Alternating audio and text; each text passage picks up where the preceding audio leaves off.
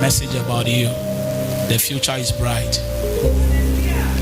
The future is bright.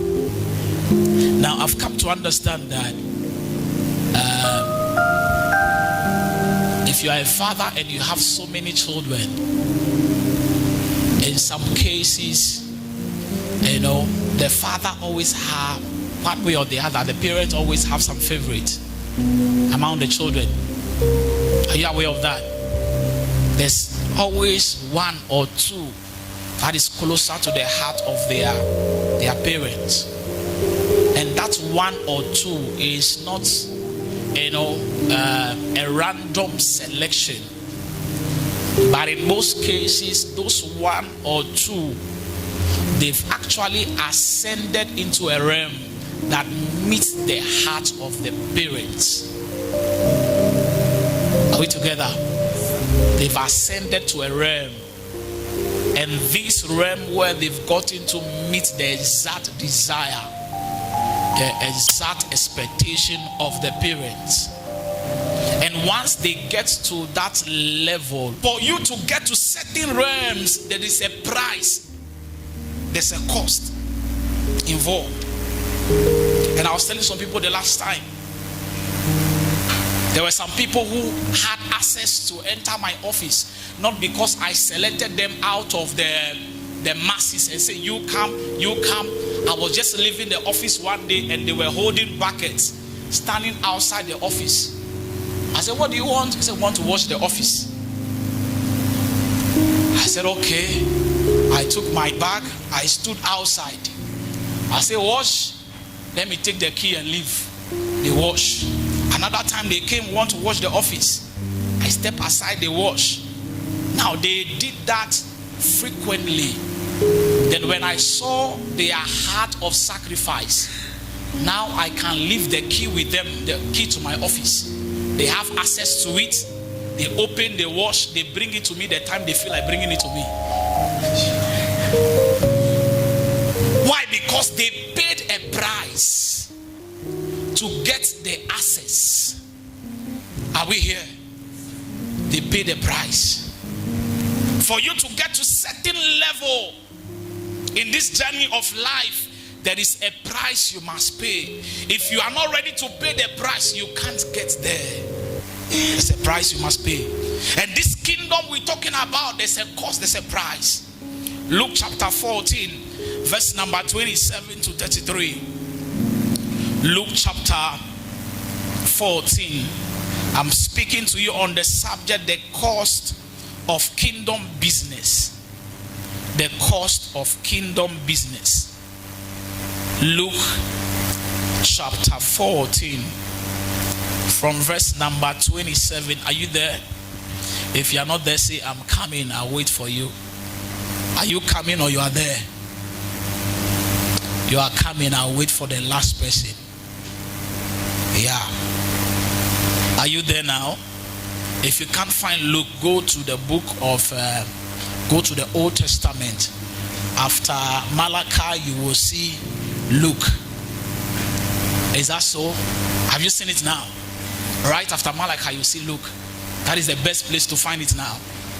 I think you are more confused than ever.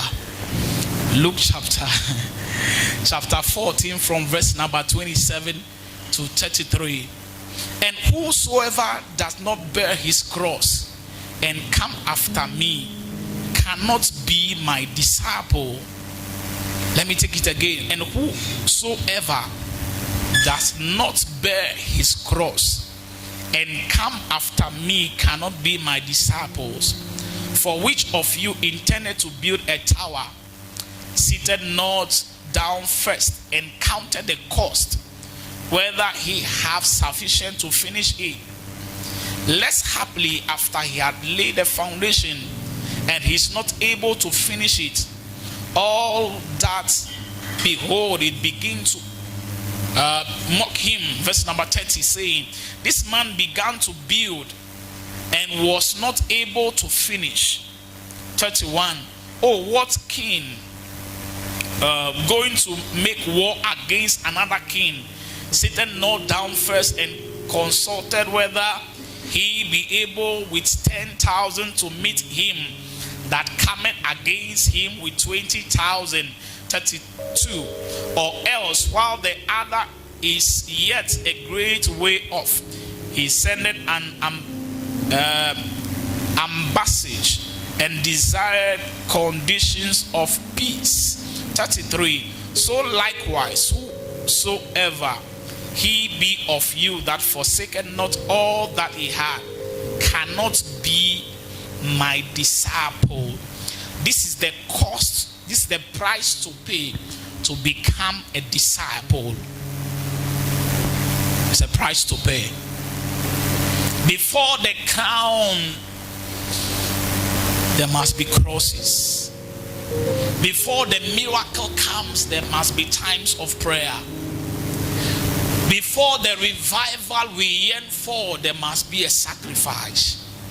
Sacrifice must be there. Are we together? And so understand that in this kingdom journey in which we are made a sacrifice, they laid down their life for the gospel today. So many things happen, and today we have the gospel. If generations yet unborn are going to remember us, there is a price we must pay. There's a price. If your name will be written in the volumes of life, if people will come, generations will come and they will remember you, there is a price you must pay. There is a cost. Are you ready to pay? Or you are just passing by? You just want to be okay. You have your nuclear family. You guys are okay and you will move on.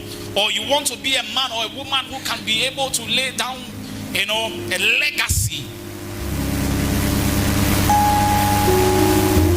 Revival doesn't come when men don't go on their knees to pray.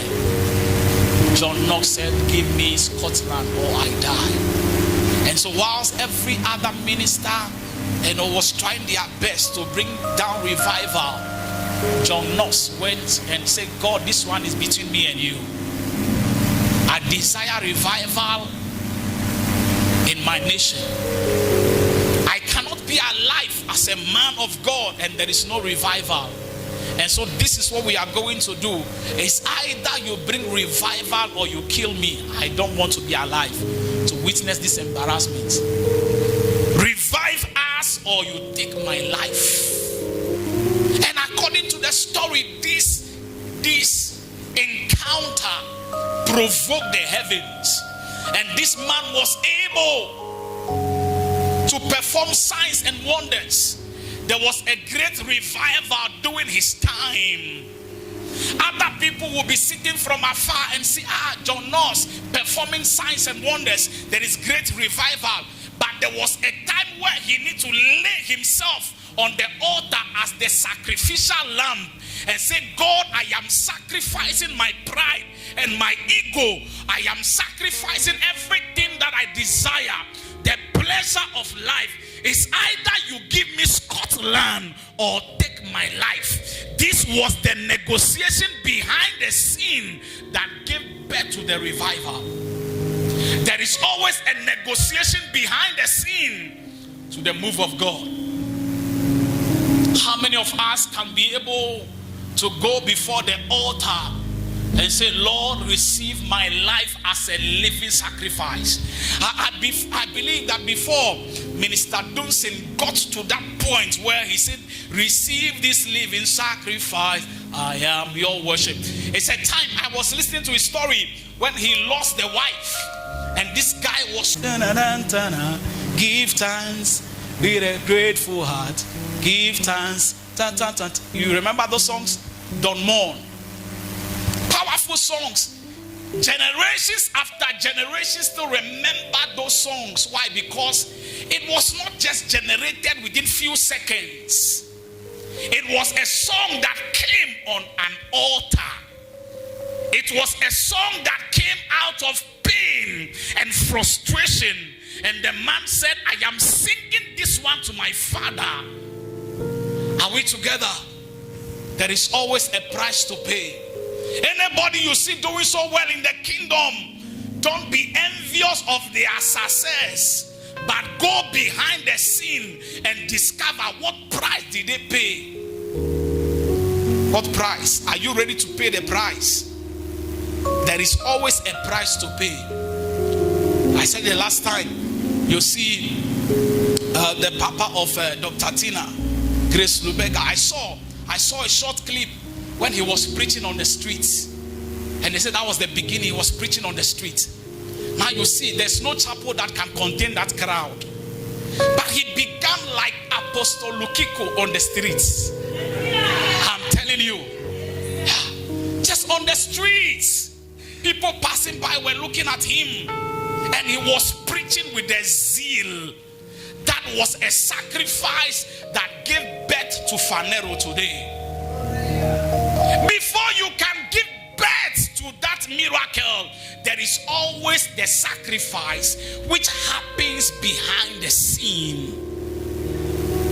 Are you ready to sacrifice behind the scene? Are you able to trade your life for the move of God?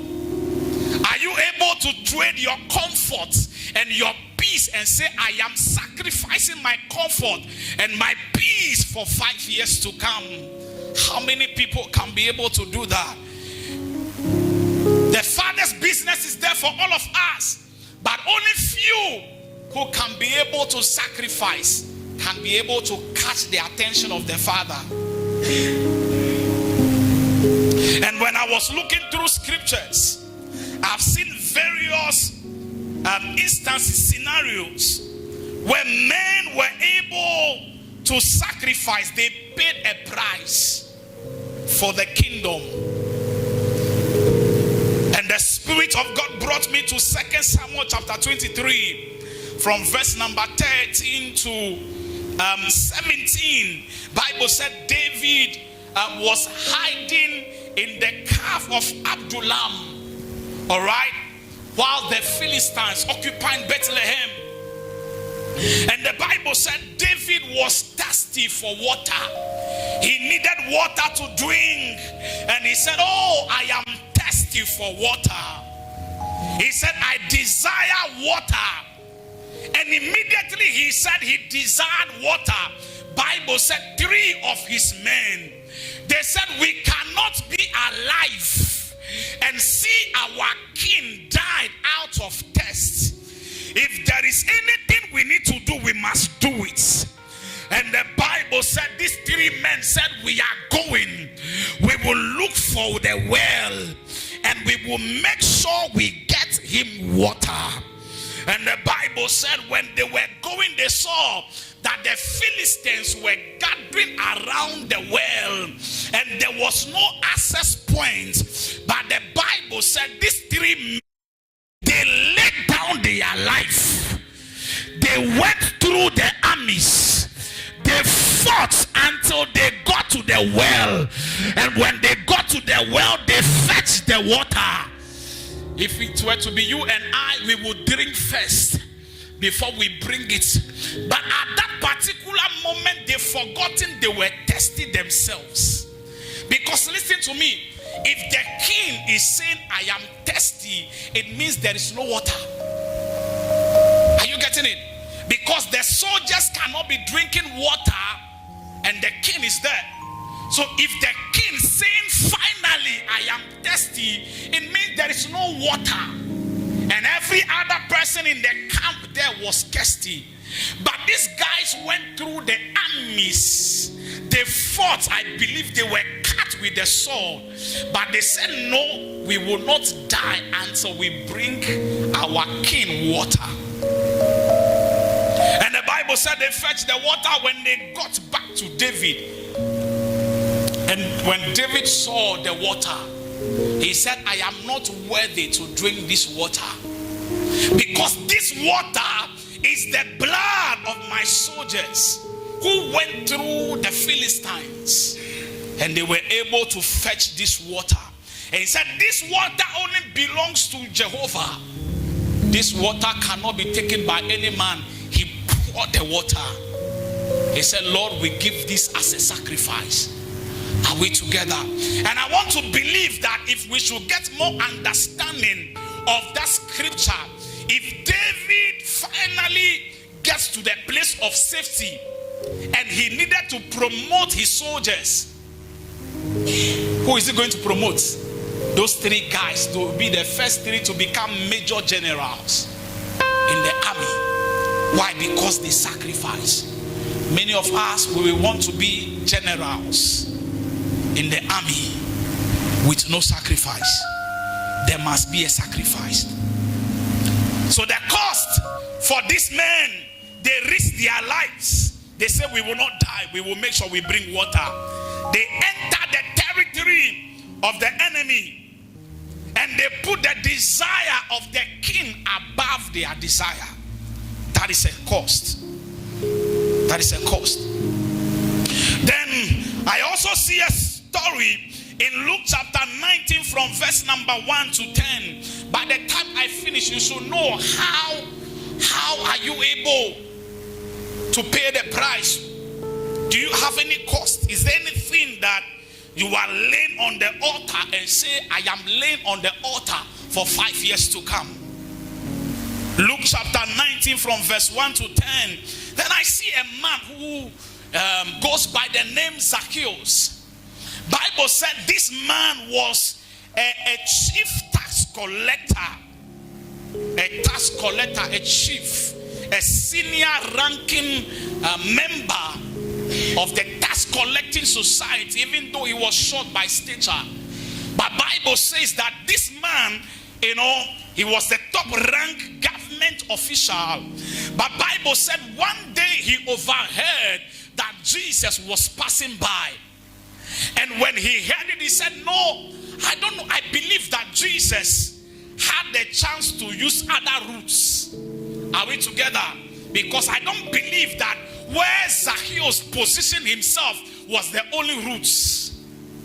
There might be other routes Jesus could have taken. But Zacchaeus positioned his mind. He said, today I am going to climb this sycamore tree. Whether people laugh at me or not, I am sacrificing my pride, my ego, because I want to see Jesus. He got into the tree. In the process of climbing, he could have fallen down and anything could have happened to him. The many girlfriends he had, they could have laughed at him and said, look at this foolish man. But he climbed the tree and he was in the tree. I believe the sun was scorching him. If there were to be some snake, the snake would have bitten him. But he ignored every other thing. He said, I will be in this tree until Jesus passed by. I desire the fate of Zacchaeus. I will be there until he passed.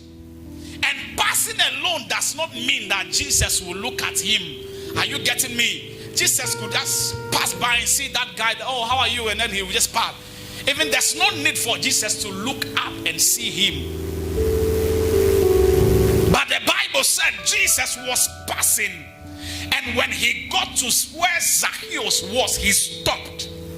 And he looked up. Why? Because there was a current flowing from the tree down to where he was. He cannot pass without looking up.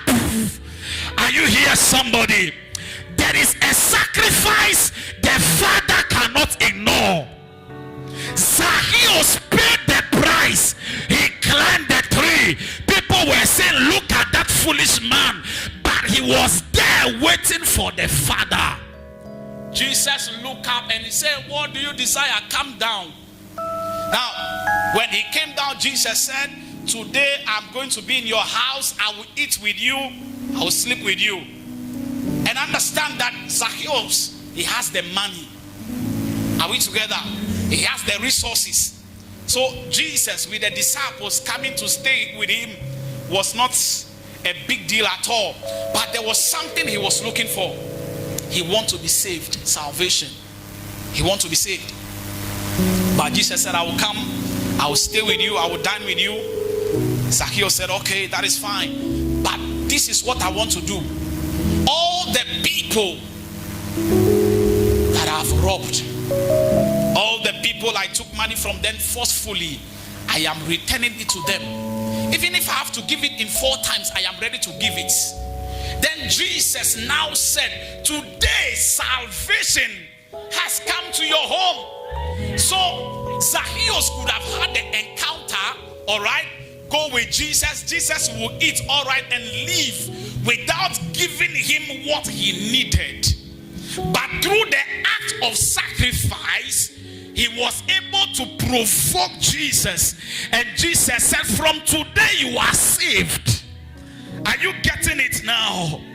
There were so many places Jesus could have gotten to, but the faith and the sacrifice of Zacchaeus moved him. There's a cost to the Father's business. He laid down his pride. He laid down his wealth. He laid down his lifestyle. And he was able to draw the attention of the master.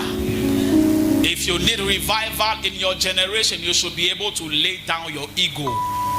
Lay down your qualification. Apostle, professor, bishop, evangelist, professor. Some of us, if you want to put all our titles together, you will not finish by the time you are leaving here. If you want to introduce me, you mention all the titles, we are not gone. But there are times we just leave it aside and say all those things we got because of him. Are we together? And so there's a moment where you have to lay down every other thing and say, I carry the cross of Jesus. There's a sacrifice. Sacrifice. Do you know who I am? You are nobody without Christ. Yeah, you are nobody. Your wealth, you must lay it down. Then I see another man in Numbers chapter 25, verse number 6 to 13, by the name Phinehas. Phinehas. The Bible said Israel has fallen into sexual immorality with the Moabites.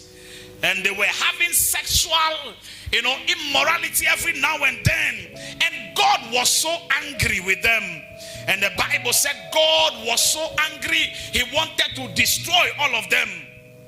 And the Bible said everybody gathered and they were pleading. They were trying to see how they can beg God to avert the disaster.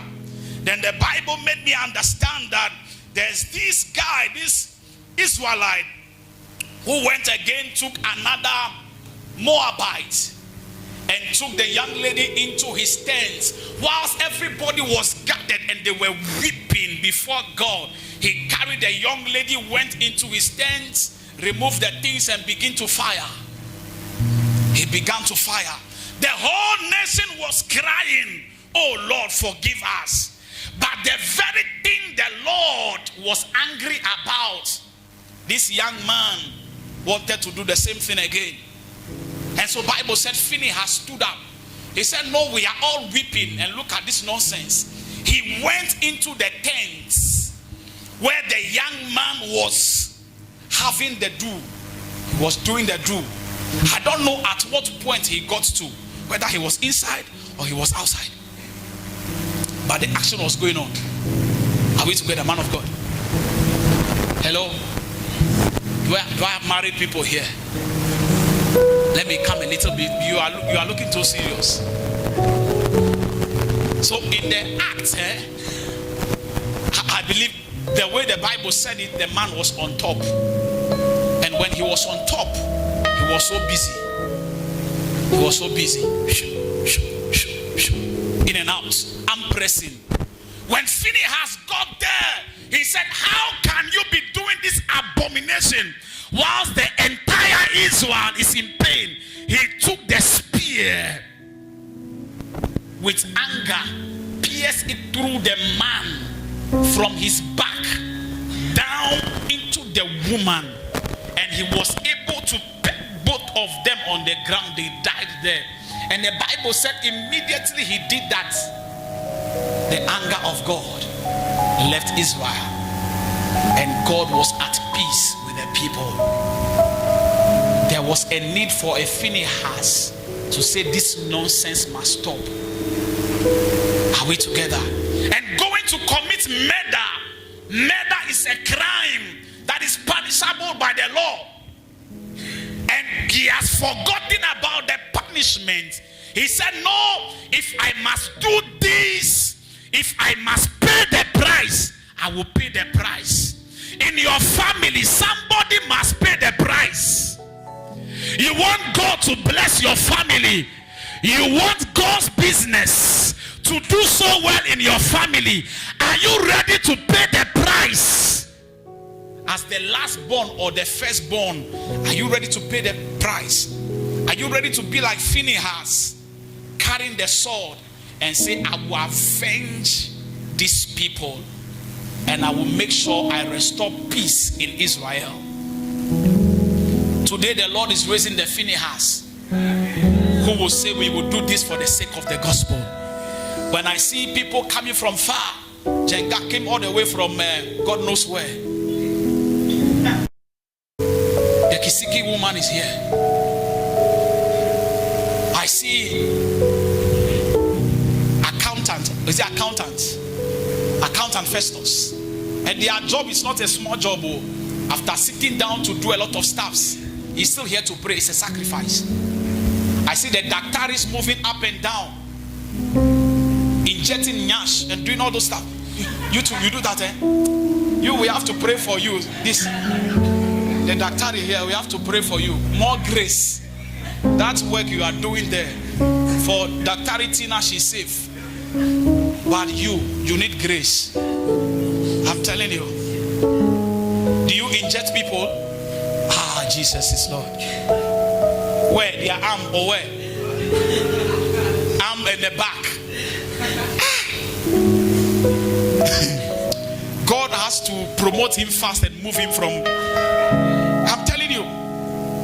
Because some of the nyash, when they come and you speak in tongues, eh?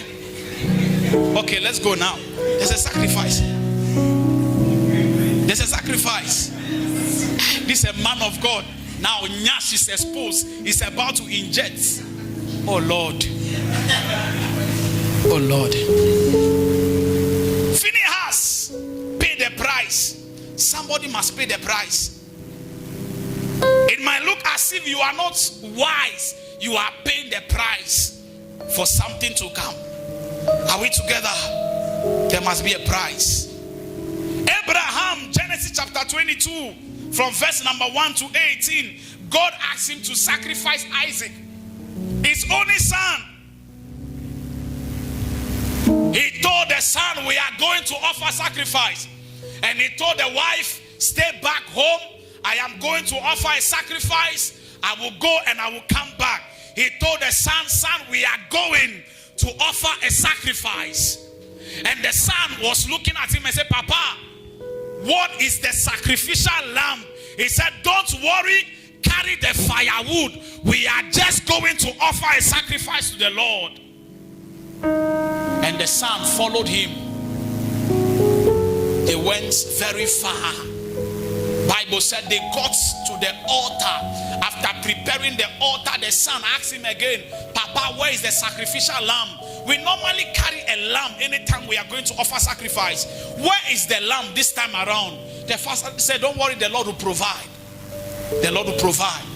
After putting the firewood on the altar, the father said, son, it's time for you to lie down on the altar. How many fathers can do that? How many mothers can say to their son and their daughter, lie on the altar? I am about to sacrifice you for the Lord. How many of us can do that? The father said, lie down. And this young man also lied down. And understand that this man is stronger than the father. He could have beaten the father and run away. But he also understands sacrifice. He lied down on the altar. Then all of a sudden, God opened the eyes of Abraham.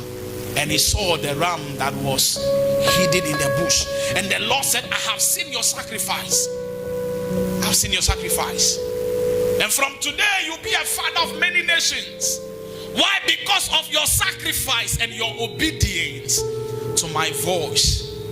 Are you able to sacrifice that which you desire for the sake of the gospel? There was one day I was traveling with Pastor Charles. I was telling him, if you wake up one day you don't see my car, it means I sold it and I want to buy a land for the Lord. I told him, I've lived that life for so many years. For so many years. The life for sacrifice. I can just decide my latest phone, I sell it, invest in church program. Things, I keep selling things, I'm telling you. Anytime that it just dawned on me that there must be a sacrifice, I do it. Are we together? Yeah. There must be a sacrifice. And this sacrifice thing is coming from your heart. God is seeing the sincerity in your heart. Are you able to sacrifice for the Lord? Then finally, when I was looking at all these biblical characters, there are many. Then the Holy Spirit drew my attention to Jesus himself, Jesus Christ, who became the sacrificial lamb. He left heaven, he took the form of a man, he became a servant, he suffered rejection, he carried the cross. He did all those things because he wanted to save the same people who are screaming, crucify him. Imagine he was going to the cross because of those people. If it were to be me, I'll throw that cross away and say, let me find my place and go. Because he knows very well that the people who benefit from his sacrifice are the ones whipping him, are the ones screaming the more, crucify him. Yes, still he endured the pain and he went to the cross. Even at the last minute, they were mocking him, but he endured the pain.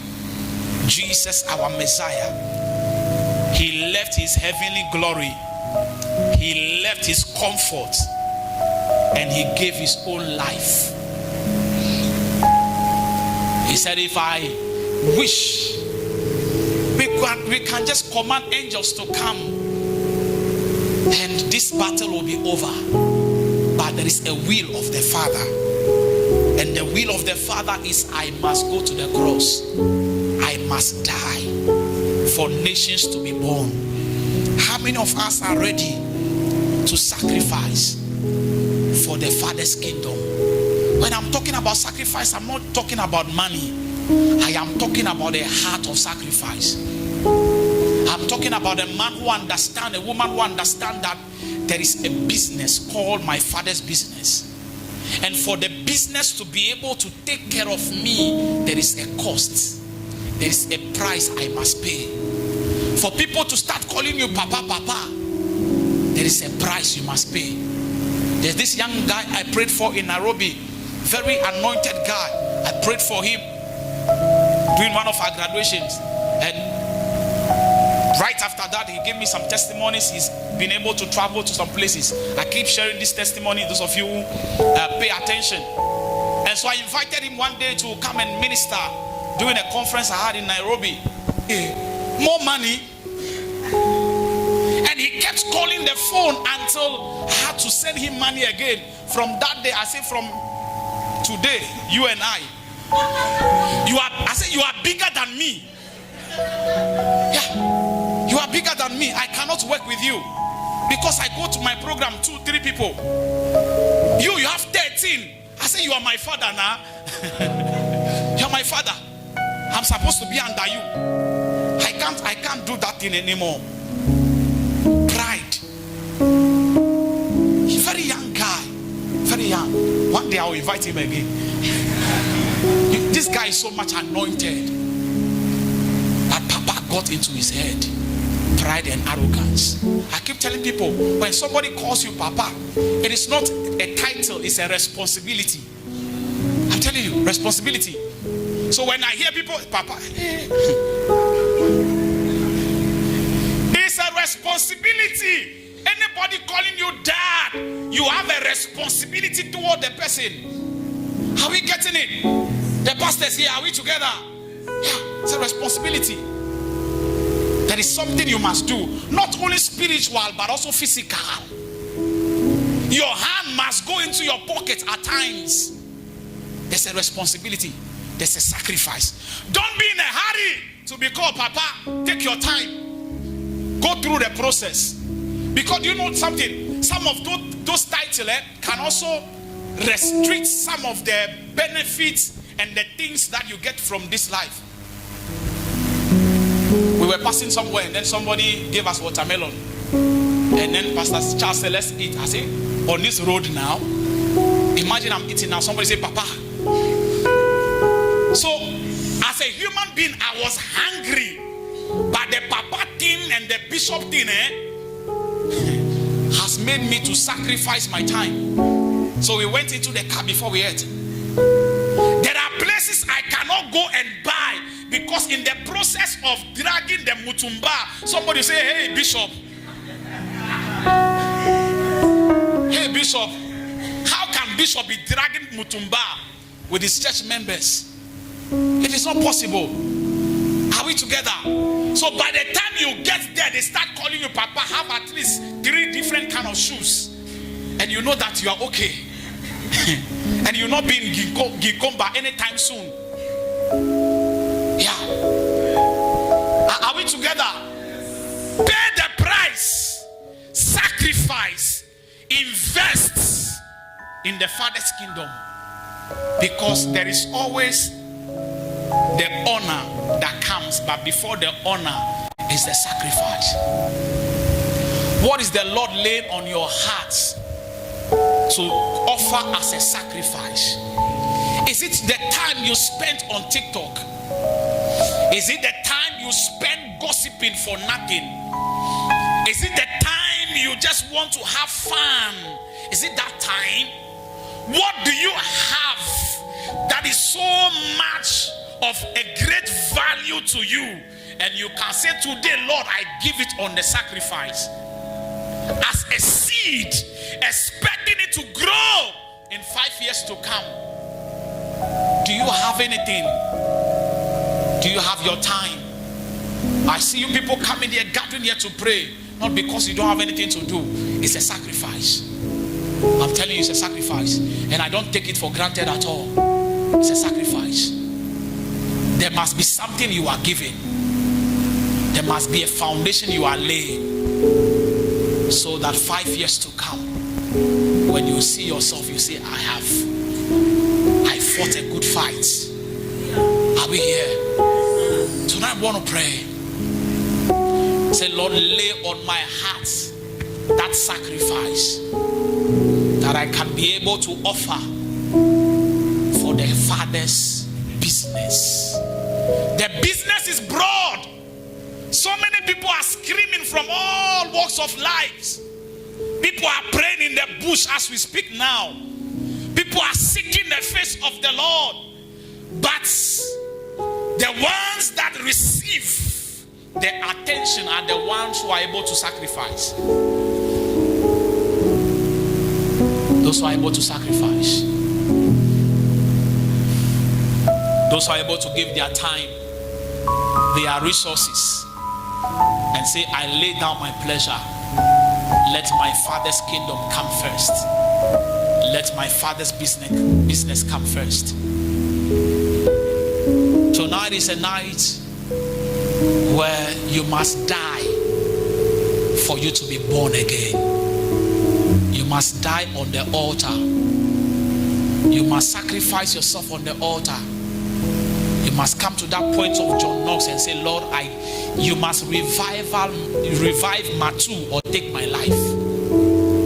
Lord, Kenya must be revived or take my life. I cannot be alive and be seeing this embarrassment in the church. Lord, use me. Let there be signs and wonders in my life. You are laying yourself as a sacrificial lamb for your family. And said, there's one lady who shared something with me now going on in her family, and she's so bitter. She said, Papa, pray with me, pray with me. Something is going on. My family members are fighting. I wish God can just give her the zeal, and she will go back home and say, this nonsense, stop now. As long as I am here as a daughter of Zion, you people stop fighting. Let this thing be settled once and for all. Let it be settled. God is looking for that one man, that one woman who will carry the oil and the zeal and say, this nonsense stop as long as I am alive. What are you ready to offer on the altar of sacrifice? I know you have given your time, your energy, but there is something you can do again. Check your life. Begin to scan your life now. Begin to scan your life. What are you ready to lay on the altar today? For generations yet unborn to come and remember you, this message will go a long way to help you. The cost of the kingdom, the cost of the Father's business. There is always a price to pay. There is always a cost. Are you ready to pay? Are you ready to lay the foundation for your children? Are you ready? What do you cherish most? Tonight you are laying it on the altar. I say, Lord, I give it all to you. I give my time to you. I give my resources to you. I see Minister Paul, all these people, they buy fuel in their motorbike. They come up and down. It's not because they don't know what to do with money. Pastor Charles fuel the car every now and then we come. There is a sacrifice. And all these videos will play it back in few years to come. In 5 years to come, we will play it. When we have the masses, people gathering to pray, we will play it and say, look at that day. There were empty plastic chairs behind, but we sacrificed. We came from very far and we laid the foundation for revival. Are you ready to pray now? I've decided for some time now, I'm not going to be prophesying to anybody. We want to cultivate that habit of prayer, so that when you are coming, you are not coming for prophecy, but you just want to have an encounter with your Father. You are just coming to pray. You are just coming to lay a foundation stone for 5 years to come. You are just coming because something must shift in your generation. You are just coming because something must break in your generation, and you are saying enough is enough. I sacrifice my time, I sacrifice my pleasure, my resources on the altar for a few years to come. The mockery in my family must be over. The mockery in my father's business must be over. Do I have some Phinehas? Do I have the 3 men